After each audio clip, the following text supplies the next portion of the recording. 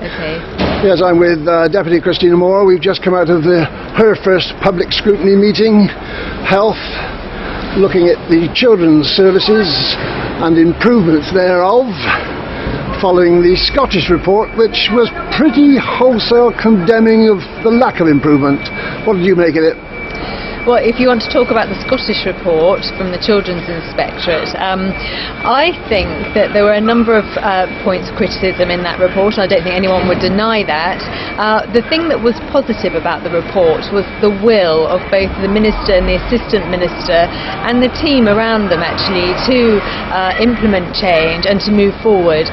And that report had been undertaken a year ago almost, and it had taken a year to formulate and come up with the implementation plan, and there has been evidence this week that improvements have already been made, and so elements of that policy, elements of the plan have started to be worked on, and there is a will to improve the service, and it is there was talk today about high priority. Reports going back 10 years. I've been attending virtually every scrutiny meeting over the past 3 years. I've heard it all before, I've heard all the promises, but where is the actual implementation on the ground? Children are still not even being listened to. Well, apparently a group of children did speak to the Minister, Assistant Minister and members of the Care Inspectorate this week actually, and they voiced their opinions, and they were positive views that things had improved over the last year.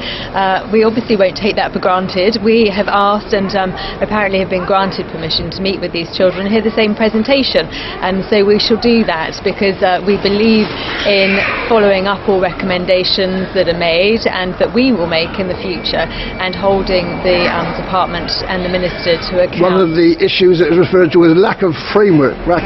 One of the key missing links in all this is the Convention on the Rights of the Child has a whole written framework in it. Every box that has to be ticked if children's welfare is being properly looked after. There's a complete checklist there, devised at international level, and it's answerable to the United Nations.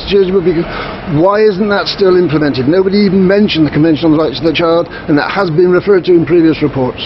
I'm not familiar with that particular convention, and I will research it myself, Mike, but what I will say is that there's evidence that a director has been put in place, an extra post and a management structure has been put in place, because it did say in the Care Inspectorate report that the service was outdated and very traditional, but with the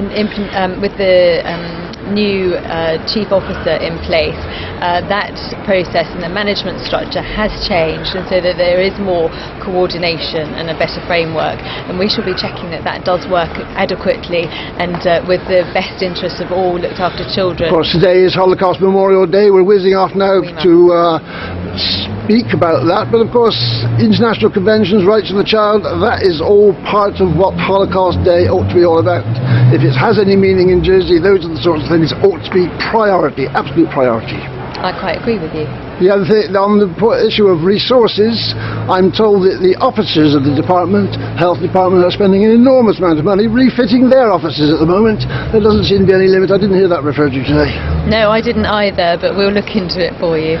Okay, we shall, next time you're open to the public, we shall come and listen to you. Thank you very much. Goodbye.